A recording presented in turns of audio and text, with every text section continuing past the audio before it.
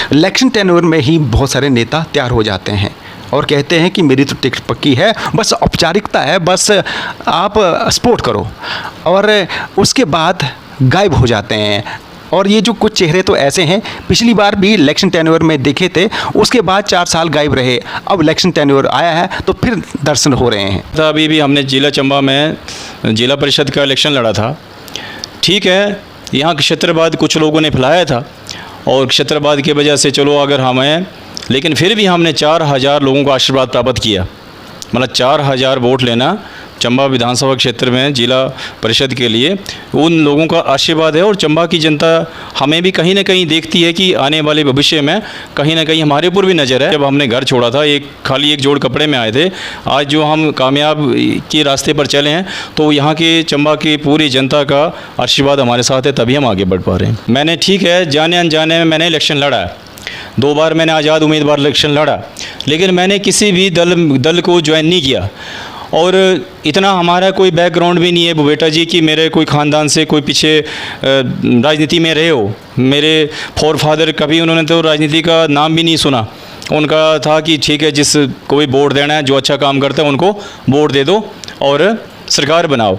लेकिन मुझे ऐसा लगा कि राजनीति में आने का मेरा ध्येय यही रहा है कि जिन परिस्थितियों से मैं गुजरा हूँ कि एक गरीबी भगवान किसी को भी ना। चंदूलाल से लेकर सीएल ठाकुर का सफ़र किस तरह का रहा, मुझे लगता है ब्रीफ में थोड़ा सा पता चलना चाहिए, क्योंकि आपका बड़ा एम्पायर दिखता तो है लेकिन वो मेहनत नहीं दिखती है। उनको लगता है कि ये स्मार्ट वर्क कर रहे हैं चंदूलाल जी। देखिए बेटा जी, स्मार्ट वर्क लोगों को तब दिखता है जब कोई आदमी लाइमलाइट में आता है। उससे पहले भी मेरे जैसे बहुत सारे लोग स्ट्रगलर हैं जो स्ट्रगल कर रहे हैं, लेकिन उनका स्ट्रगल किसी को नहीं दिखाई देता। चंबा में आना तो एक सपना था। मैंने पहली बार त्रेला में बस देखी। मैं पैदल चैनी पास लेकर के आया हूँ। चैनी पास से सर मैं एक जोड़ जूते के साथ, मैं एक जोड़ कपड़े के साथ चैनी पास क्रॉस किया 92 में। और जो यहाँ आपने देखा मेरे स्ट्रगल की किस तरह से मैंने स्ट्रगल किया। 2 साल चंबा बॉयज़ स्कूल में जब पढ़ा, वहाँ रेहड़ी लगाई, वहाँ की कैंटीन चलाई। कॉलेज के टाइम पर चंबा बस स्टैंड पर 3 साल लगातार रेहड़ी लगाई। वो मेहनत कौन देखता है, वहाँ थोड़ी हम लाइट में थे। अच्छा, इलेक्शन लड़ने वाले हैं कि नहीं? नमस्कार, मैं हूँ सोमी प्रकाश बेटा और आप देख रहे हैं टाइम्स ऑफ चंबा। आज मेरे साथ हैं भाजपा के जिला मीडिया प्रभारी सीएल ठाकुर जी। सीएल ठाकुर किसी पहचान के मोहताज नहीं हैं। मूलतः जनजातीय क्षेत्र पांगी से ताल्लुक़ रखते हैं और वर्तमान में ये शिक्षण संस्थान चला रहे हैं, ईमानदारी से काम करते हैं।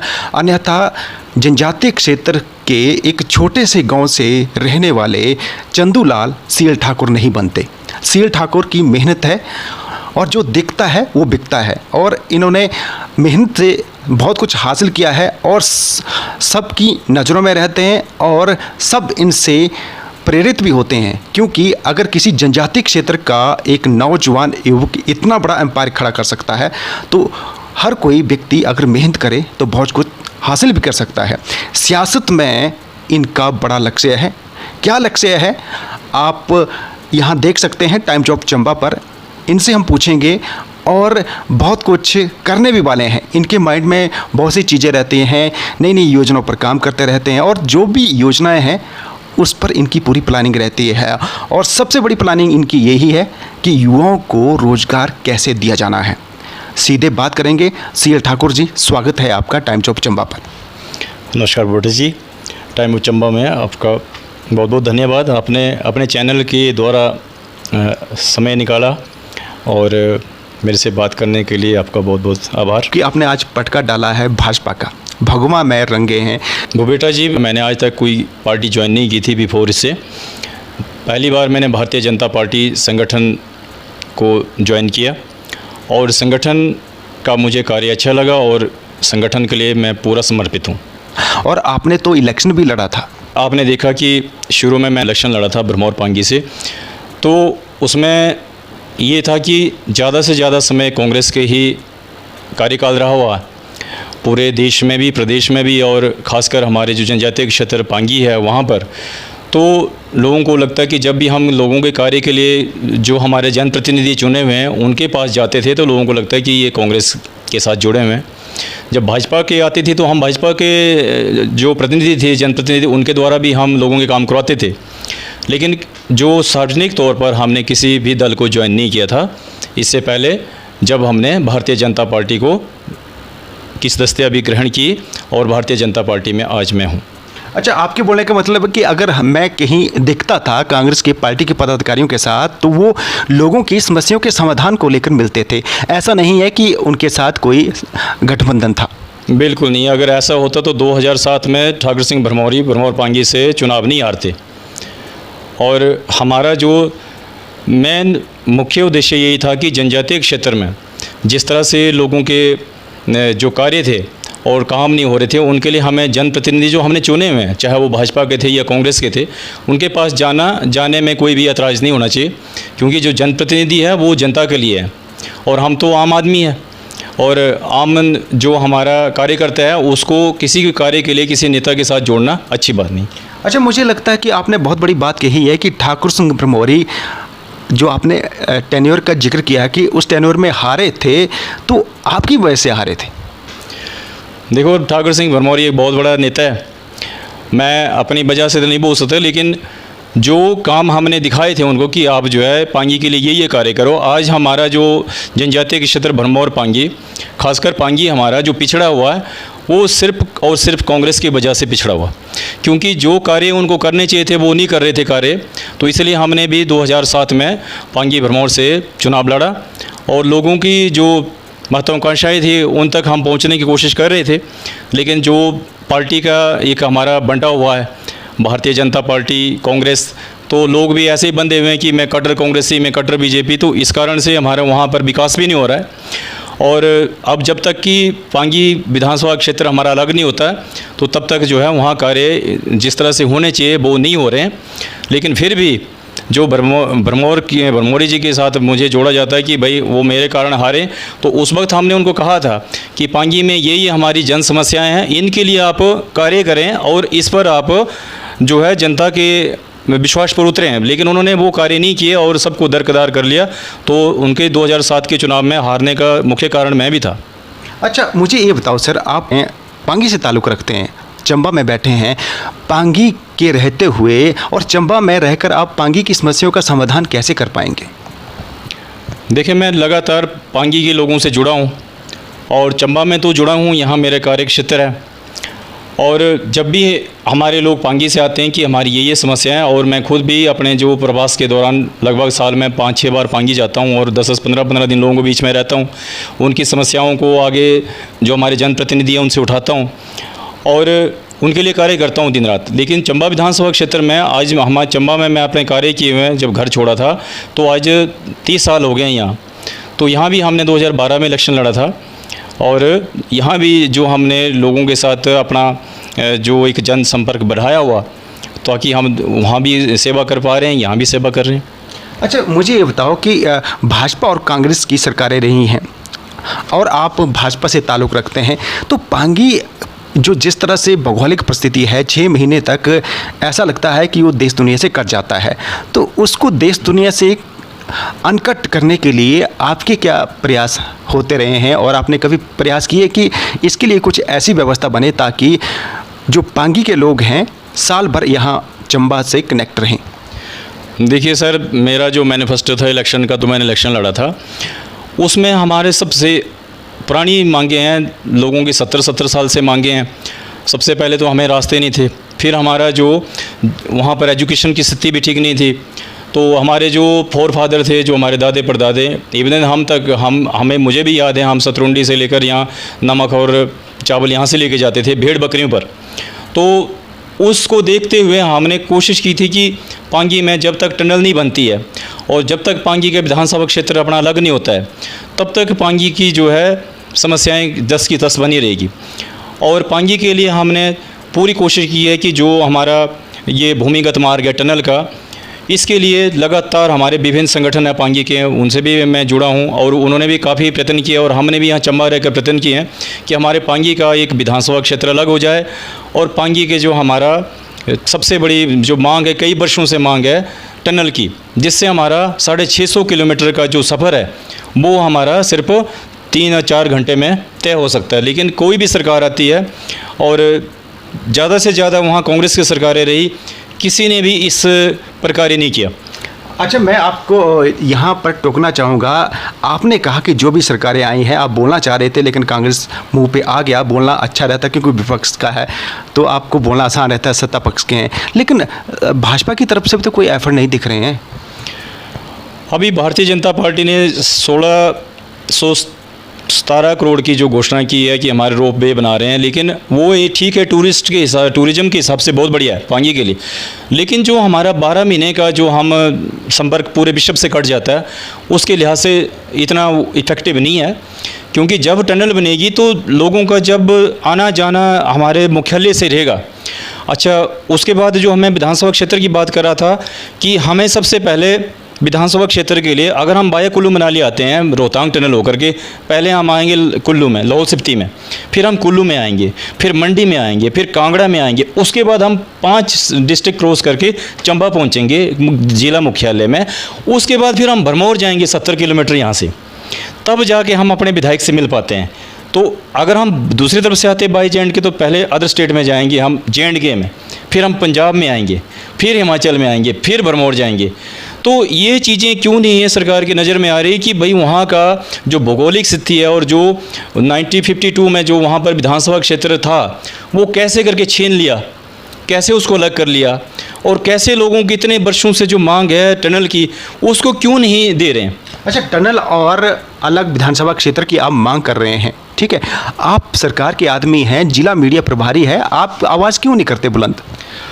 बिल्कुल, इसके लिए लगातार हम आवाज़ उठा रहे हैं और इसके लिए जो है कई बार टनल का परीक्षण भी हुआ है और उसकी रिपोर्टें भी आई है कि जो है शीघ्र ही टनल के लिए स्वीकृति प्रदान की जाएगी।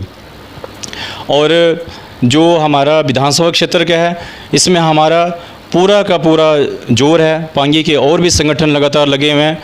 अभी हमारे देश की यशस्वी जो महामहिम राष्ट्रपति द्रौपदी मुर्मू जी राष्ट्रपति बनी है और जनजातीय क्षेत्र से ताल्लुक़ रखती हैं, ये तो बहुत बड़ी उपलब्धि है। आप भी जनजातीय क्षेत्र से ताल्लुक़ रखते हैं। हम पूरी कोशिश करेंगे कि हमारे पांगी का एक संगठन दल जो है उनसे मिले और प्रधानमंत्री जी से भी मिले। मुख्यमंत्री जी ने भी इसके बारे में काफ़ी प्रयत्न किया हुआ, जयराम ठाकुर जी ने, कि पांगी की टनल का जल्दी से जल्दी कुछ ना कुछ समाधान हो। अच्छा, मैं टाइम्स ऑफ चंबा के दर्शकों को बता दूं कि जनजातीय क्षेत्र से ताल्लुक़ रखती हैं राष्ट्रपति द्रौपदी मुर्मू। जिला प्रभारी भाजपा के हैं सीएल ठाकुर जी, वो भी जनजातीय क्षेत्र से ताल्लुक़ रखते हैं और इनका कहना है कि इस धर्म में जो जनजातीय क्षेत्र की मूल समस्याएं हैं, चाहे वो टनल की समस्या हो, चाहे अलग से विधानसभा क्षेत्र की डिमांड हो, इस धर्म में राष्ट्रपति से भी मुलाकात की जा सकती है और जो पांगी कल्याण संघ है और पंगवाल मंच है उनके साथ वार्तालाप करके एक रणनीति भी तैयार की जा सकती है। जो मैं ये कह रहा हूँ इसका आप समर्थन करते हैं कि नहीं? बिल्कुल समर्थन करते हैं। हमें सबसे पहले पांगी के जो सभी, किसी पार्टी की बात नहीं है, पार्टी बाद में है, क्योंकि पांगी की जो प्रोग्रेस है वो पहले है। पांगी में जो लोगों को दिक्कतें हैं वो पार्टी की दिक्कत नहीं है। क्योंकि आपने अभी देखा है कि एक पूरा मेला लगा हुआ पांगी में, आपने इतना मेला जो पांगी में लगा है भरमौर में नहीं देखा कभी। राजनीति जो भी नया से नया चेहरा जा रहा पांगी, जो भी नया उम्मीदवार जा रहा पांगी, जो पुराने हैं वो भी पांगी से आ रहे हैं, उनको यहाँ पर टिकट के लिए भी पांगी से। तो अगर पांगी पर ही आपने भरमौर जीतना है और पांगी की बजट पर ही भरमौर चलाना है तो पांगी को अलग कर दो। अच्छा, इशारा किसकी तरफ है? जो भी नया चेहरा आ रहा है वो पांगी, आप 4 चेहरे गिना रहे हैं, तो आपकी पार्टी के भी तो नए चेहरे हैं, वही तो जा रहे हैं पांगी। देखिए ना, नए चेहरे अच्छी बात है। अभी हम देश की सबसे बड़ी पार्टी है भारतीय जनता पार्टी, और भारतीय जनता पार्टी के सभी कार्यकर्ता नेता के रूप में काम कर रहे हैं, घर घर जा रहे हैं, प्रचार कर रहे हैं। प्रधानमंत्री नरेंद्र मोदी जी की जो जन कल्याणकारी योजनाएं हैं, मुख्यमंत्री जी की जन कल्याणकारी योजनाएं, उनको घर घर में जाकर लेके जा रहे हैं, अच्छी बात। लेकिन नेता जो पब्लिक के बीच में पब्लिक को देख रहा है, पब्लिक का कार्य कर रहा है, तो टिकट तो उसी को मिलनी चाहिए। अच्छा, मैंने एक बात देखी है, जैसे इलेक्शन टेन्योर में ही बहुत सारे नेता तैयार हो जाते हैं और कहते हैं कि मेरी तो टिकट पक्की है, बस औपचारिकता है, बस आप सपोर्ट करो, और उसके बाद गायब हो जाते हैं। और ये जो कुछ चेहरे तो ऐसे हैं, पिछली बार भी इलेक्शन टेन्योर में देखे थे, उसके बाद 4 साल गायब रहे, अब इलेक्शन टेन्योर आया है तो फिर दर्शन हो रहे हैं।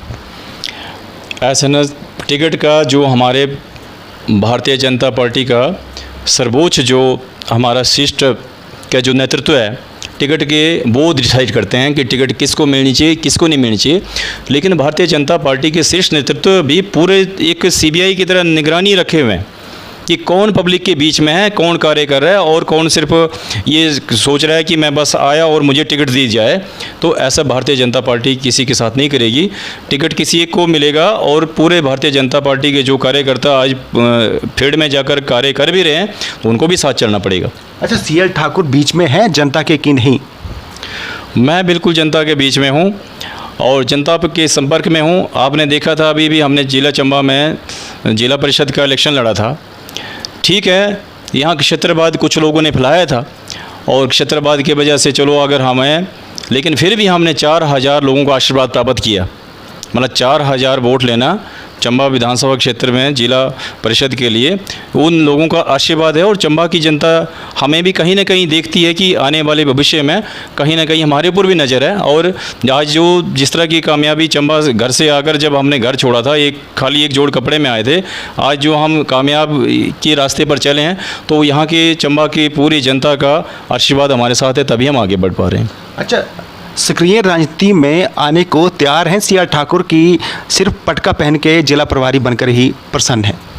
देखिए, मैं सक्रिय राजनीति में ही हूँ और सक्रिय राजनीति में आने के लिए भी जिस तरह से आपका क्वेश्चन है उसके लिए भी तैयार हूँ। और पटका पहनना ये मेरी मेहनत है, मुझे किसी ने ये पटका ज़बरदस्ती नहीं पहनाया हुआ। आपको बता दूँ बेटा जी, मेरे को आज 14 साल हो गए पार्टी का कार्य करते करते। हम एक निम्न स्तर से जो पार्टी के नियमन जो हमारा बूथ स्तर से काम शुरू किया हुआ और आगे छोटी छोटी जिम्मेदारियां लेते लेते हम यहाँ पर पहुँचे हैं कि किसी ने ऐसी जिम्मेदारी थोप नहीं दी या कोई ज़बरदस्ती हमने जिम्मेदारी नहीं ली। अगर पार्टी को लगा कि ये इस जिम्मेदारी के काबिल है, मतलब पैरासूट ही नहीं है आप? पैरासूट हम नहीं, आपने भी देखा है। मैंने ठीक है जाने अनजाने में मैंने इलेक्शन लड़ा है, 2 बार मैंने आज़ाद उम्मीदवार इलेक्शन लड़ा, लेकिन मैंने किसी भी दल को ज्वाइन नहीं किया। और इतना हमारा कोई बैकग्राउंड भी नहीं है बेटा जी कि मेरे कोई ख़ानदान से कोई पीछे राजनीति में रहे हो। मेरे फोरफादर कभी उन्होंने तो राजनीति का नाम भी नहीं सुना। उनका था कि ठीक है, जिस कोई वोट देना है, जो अच्छा काम करता है उनको वोट दे दो और सरकार बनाओ। लेकिन मुझे ऐसा लगा कि राजनीति में आने का मेरा ध्येय यही रहा है कि जिन परिस्थितियों से मैं गुजरा हूँ कि एक गरीबी भगवान किसी को भी ना दे। और जो गरीबी हमने देखी है, मैं चाहता हूं कि युवाओं के लिए, जो युवा साथी आज मेरे तरह बेरोजगार हैं, उनकी कुछ ना कुछ मैं हेल्प कर सकूं। और जहां जिस बैकग्राउंड से मैं आया हूं, आप मेरा बैकग्राउंड जानते हैं अच्छी तरह से कि मैं पैराशूटी कैसे हो सकता हूं, कि कैसे करके मैंने चंबा में स्ट्रगल, आज 30 साल का स्ट्रगल के बाद आज आप मेरे को इस मुकाम पर देख रहे हो। और जो आपने कहा कि भारतीय जनता पार्टी की मैं एक सक्रिय सदस्य के रूप में कार्य किया 7 साल में लगातार। आपको याद होगा जब तुलसीराम जी विधानसभा अध्यक्ष बने, तो जब अध्यक्ष बने तो उनका पूरा उन्होंने अपने आज वो स्वर्ग में, हम नर्क में, उन्होंने कहा था कि चंदूलाल जी आज जो पांगी से जीत हुई है सिर्फ और सिर्फ आपकी वजह से हुई है। तो मैंने कोई उनको जिताया नहीं, पब्लिक ने वोट डाला, मेरा तो एक ही वोट डालना था। लेकिन जो उनका एक बोलने का वो था कि देखो आज मैं इस जहाँ पर हूँ और आपने पूरी के पूरा मेरा साथ दिया। अच्छा, चंदूलाल आपने खुद जिक्र किया है, चंदूलाल से लेकर सीएल ठाकुर का सफ़र किस तरह का रहा? मुझे लगता है ब्रीफ में थोड़ा सा पता चलना चाहिए, क्योंकि आपका बड़ा एम्पायर दिखता तो है लेकिन वो मेहनत नहीं दिखती है। उनको लगता है कि ये स्मार्ट वर्क कर रहे हैं चंदूलाल जी। देखिए बेटा जी, स्मार्ट वर्क लोगों को तब दिखता है जब कोई आदमी लाइमलाइट में आता है। उससे पहले भी मेरे जैसे बहुत सारे लोग स्ट्रगलर हैं जो स्ट्रगल कर रहे हैं, लेकिन उनका स्ट्रगल किसी को नहीं दिखाई देता है। तो आपने पूछा कि शॉर्ट में बताना है, तो मैं शॉर्ट में आपको बता दूं कि मैं 8वीं क्लास में पढ़ता था, मेरे फादर एक्सपायर हो गए थे, इस दुनिया में नहीं थे। हम 5 भाई बहन हैं, उनको भी पढ़ाना लिखाना, उनको भी आगे लाना और ख़ुद भी अपनी मेहनत करके आगे लाना, तो मेरे लिए एक बहुत बड़ी चुनौती थी। और चंबा में आना तो एक सपना था। मैंने पहली बार त्रेला में बस देखी, मैं पैदल चैनी पास लेकर के आया हूँ। चैनी पास से सर मैं एक जोड़ जूते के साथ मैं एक जोड़ कपड़े के साथ चैनी पास क्रॉस किया 92 में। और जो यहाँ मैंने आपने देखा मेरा स्ट्रगल कि किस तरह से मैंने स्ट्रगल किया। 2 साल चंबा बॉयज़ स्कूल में जब पढ़ा, वहाँ रेहड़ी लगाई, वहाँ की कैंटीन चलाई। कॉलेज के टाइम पर चंबा बस स्टैंड पर 3 साल लगातार रेहड़ी लगाई। वो मेहनत कौन देखता है? वहाँ थोड़ी हम लाइट में थे, वहाँ ना मुझे कोई पांगी का पहचानता था, ना भरमौर का, ना चंबा का। उस टाइम चंदू लाल थे, अब सीएल ठाकुर हैं। देखो, मुझे उस बात का कोई वो नहीं है कि लोगों ने मुझे सीएल ठाकुर का नाम दिया तो मैं यहाँ चंबा की जनता की और पांगी की जनता का तहे दिल से आभारी हूँ। और जिन्होंने मुझे आशीर्वाद दिया, मेरा स्ट्रगल को सराहा, लेकिन मैंने बेटा जी मुड़ के नहीं देखा है दिन रात कि मुझे कामयाब होना है और मैं कुछ लोगों के लिए इंस्पिरेशन बनूँ कि कैसे कामयाब हो सकते हैं। तो आज आपने देखा है कि जो मैंने इंस्टीट्यूशन शुरू किया है उसमें उन बच्चों को मैं यही बूस्टअप करता रहता हूँ कि किस तरह से आपने आगे बढ़ना है, कैसे आपने अपने गरीबी को हटाना है। यदि हमारे फोर फादर गरीब थे तो उसमें उनकी गलती थी। अगर हम अमीर हो जाएंगे तो उसमें हमारी गलती क्या है? मेहनत करेंगे तो अमीर हो सकते हैं, क्योंकि मेहनत के आगे कोई भी ऐसी चुनौती नहीं है, कोई भी ऐसी शक्ति नहीं है जो आपको पीछे पछाड़ सके। रही पार्टी की बात, आप कह रहे हैं कि पार्टी में आप पीछे चल रहे हैं, आगे चल रहे हैं। यहाँ भी हम मेहनत से आ रहे हैं आगे, हम किसी के उसमें से नहीं आ रहे हैं।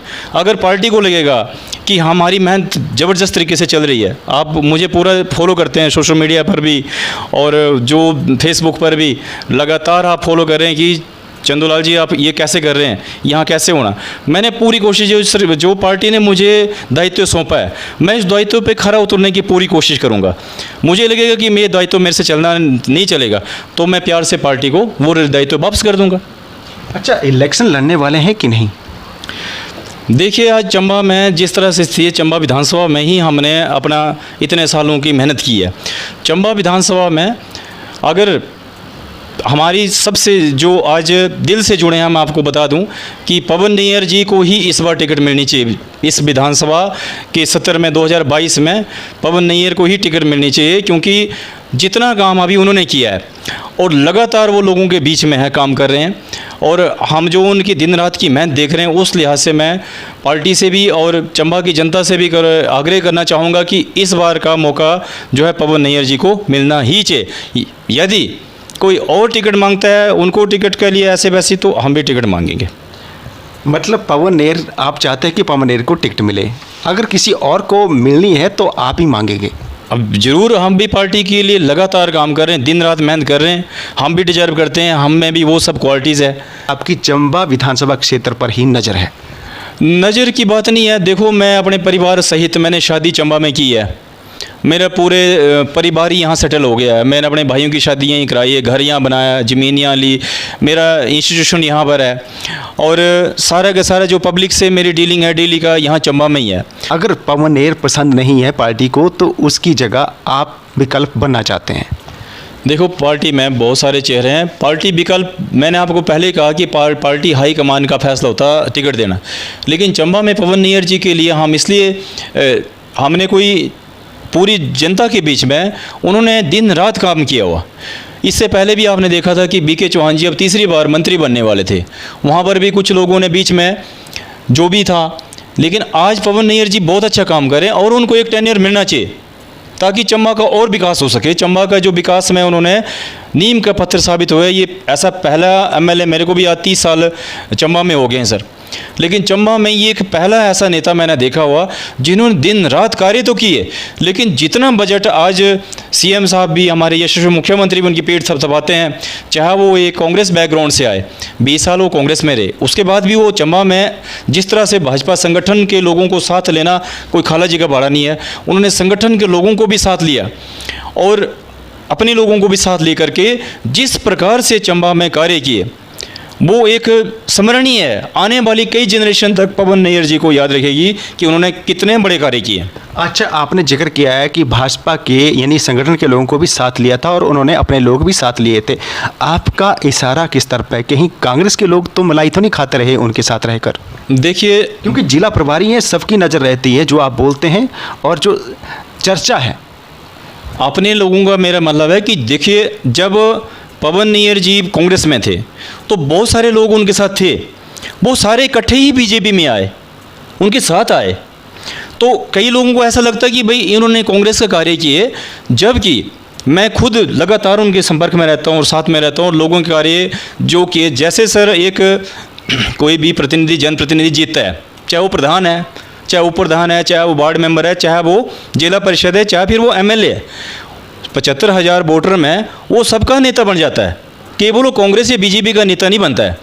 ये नहीं कि अब कांग्रेस का आदमी कोई उनके पास जाएगा उसका काम वो नहीं करेंगे, या बीजेपी का जाएगा उसका काम वो नहीं करेंगे। उनके लिए पूरी प्रजा हो जाती है उस वक्त। तो जो प्रजा धर्म है, जो राज धर्म है, राजनीति का धर्म है, वो पवन नैयर जी ने निभाया हुआ है। चंबा विधानसभा क्षेत्र में कोई भी उंगली नहीं उठा सकता है कि इन्होंने ऐसा भेदभाव किया। हाँ, ये जरूर लोगों को लगता है कि भाई संगठन के लोग जो है पीछे रह गए। संगठन के लोगों को उन्होंने साथ चलाया हुआ। टाइम लगता है कि ठीक है, पहले 20 साल कांग्रेस में रहे, कांग्रेस के अपने ही लोग उनको हराते रहे। बीजेपी में आए तो बीजेपी में किसने जिताया उनको? बीजेपी के कार्यकर्ताओं ने जिताया। तो बीजेपी के कार्यकर्ताओं के पहले काम किए हैं उन्होंने। अच्छा, मैं एक अंतिम क्वेश्चन यहाँ पूछूंगा कि भाजपा के निवर्तमान जिला अध्यक्ष, आपको मालूम है योगराज शर्मा जी थे, वो दिवंगत हुए हैं, और जब वो एक्सपायर हुए पार्टी का एक भी प्रतिनिधि नहीं पहुंचा।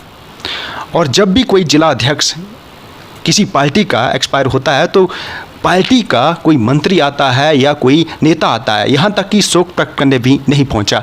आपको नहीं लगता है कि ये भाजपा की बहुत बड़ी गलती थी कि भाजपा के जो विश्व की सबसे बड़ी पार्टी का दावा किया जाता है और अपने जिला अध्यक्ष को ही बुला दिया गया? देखिए, भाई योगराज जी आज स्वर्ग में है, और जो जिन कारणों से लगातार उन्होंने दिन रात पार्टी के लिए अपना सर्वस्व न्यौछावर कर दिया, ऐसा नहीं है कि पार्टी के हर एक व्यक्ति जो है घर में शोक प्रकट करने के लिए आया था, और सभी ने उनको श्रद्धा सुमन अर्पित भी किए।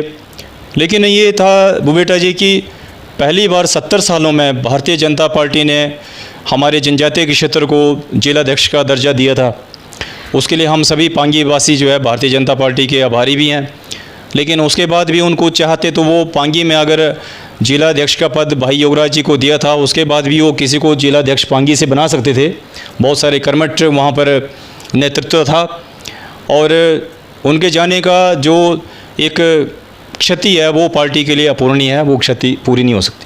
जैसा अभी एक एक्सपायर हुए थे एक किसान मोर्चा के प्रदेशाध्यक्ष, तो उनके नाम पर कोई शिक्षण संस्थान बन रहा है, तो आप नहीं चाहते कि भाजपा के जिलाध्यक्ष जो कर्मठ थे, युवा थे, जनजातीय क्षेत्र से ताल्लुक़ रखते थे, आपको नहीं लगता कि उनके नाम पर भी कोई शिक्षण संस्थान खुलना चाहिए या उसका नाम होना चाहिए? ज़रूर, बिल्कुल चाहेंगे, और इसके लिए हमारी सरकार प्रयत्न भी कर रही है, और हम सरकार के पास आवाज़ भी उठाएंगे कि भाई योगराज जो हमारे जिला के सम्मानीय अध्यक्ष रहे हैं भारतीय जनता पार्टी के, और उनके नाम पर कोई शिक्षण संस्थान या कोई बड़ी परियोजना के नाम पर उनका नाम होना चाहिए। बहुत बहुत धन्यवाद। तो ये थे CL ठाकुर जी, इन्होंने बड़ी बेबाकी से सारी चीज़ें कही हैं, और इन्होंने अपना ये सफ़र भी बताया है कि इन्होंने क्या कुछ किया है। जो दिखता है इतना बड़ा एम्पायर, उसके लिए इन्होंने रेडी तक लगाई है, और जब पहुँचे थे चंबा तो इनके पास चप्पल थी और 2 जोड़ी कपड़े थे। आज इनके पास वो सब कुछ है जो लोग तरसते हैं, लेकिन ऐसा इन्होंने पूरी मेहनत से किया है। इन्होंने ये भी कहा कि अगर कोई मेहनत करे तो बहुत कुछ हासिल भी कर सकते हैं, लेकिन मेहनत से जी चुराएंगे तो कुछ भी हासिल नहीं होने वाला है। बहुत बहुत धन्यवाद CL ठाकुर जी। धन्यवाद बेटा जी, नमस्कार।